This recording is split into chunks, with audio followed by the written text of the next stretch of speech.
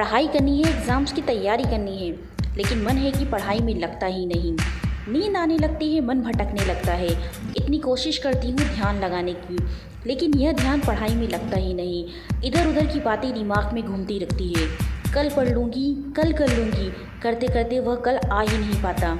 अरे यह पढ़ाई नहीं, एक चुनौती है। यह कोई परीक्षा नहीं, बल्कि यह एक जंग है, क्योंकि यह जंग बहुत छोटी है। क्योंकि तुम्हें ज़िंदगी में आगे ऐसी ऐसी चुनौतियों का सामना करना पड़ेगा, ऐसी ऐसी जंग लड़नी पड़ेगी बहुत सारी, कि तुमको समझ में आ जाएगा ज़िंदगी जीना आसान नहीं होता। कि तुमको समझ में आ जाएगा कि ज़िंदगी जीना आसान नहीं होता।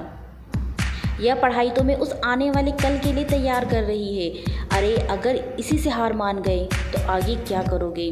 कब तक दूसरों के जैसे दूसरों का एग्जाम्पल देकर खुद को समझाओगे कि उन्होंने भी तो पढ़ाई नहीं की? अरे उनके दिल में एक जुनून था, एक जज्बा था। अपने आप से पूछो, तुम्हारे दिल में ऐसा कौन सा जुनून है और ऐसा कौन सा जज्बा है जो बिना पढ़ाई के तुम्हारे हर सपने को पूरा कर दे? अरे जब तुम्हारी उंगलियों के निशान इस दुनिया में किसी और से नहीं मिलते, तो आप अपनी तुलना दूसरों से करके हार क्यों मानते हो? कब तक इन बातों को सोचोगी कि पढ़ाई कुछ नहीं होती, पढ़ाई करने से क्या होगा, पढ़ाई करने से क्या मिलता है? अरे अगर पढ़ाई कुछ भी नहीं होती, पढ़ाई की कोई औकात नहीं होती, तो यह पढ़ाई तुमसे क्यों नहीं हो रही? तुमको पता है ना, ज़िंदगी में दूसरों से आगे जाना है, एक बेहतर ज़िंदगी जीनी है, तो वह काम करने पड़ते हैं जो दूसरों से नहीं बनते।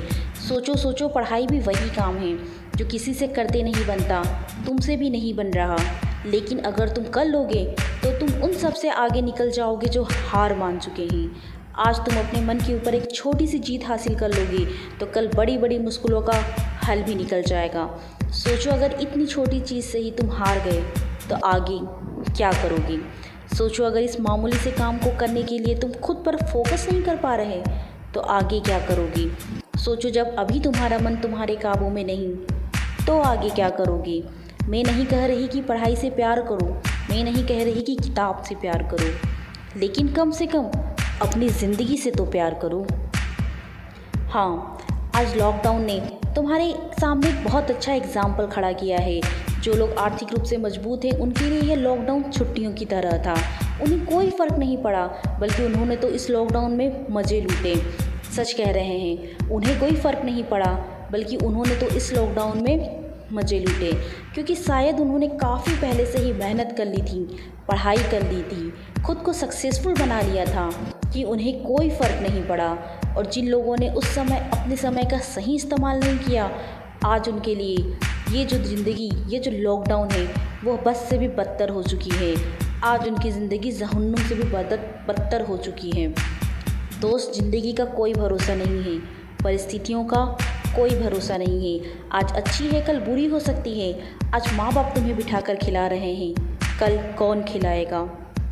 आज तुम सबकी जिम्मेदारी हो, कल सबकी जिम्मेदारी तुम्हारे कंधों पर आएगी।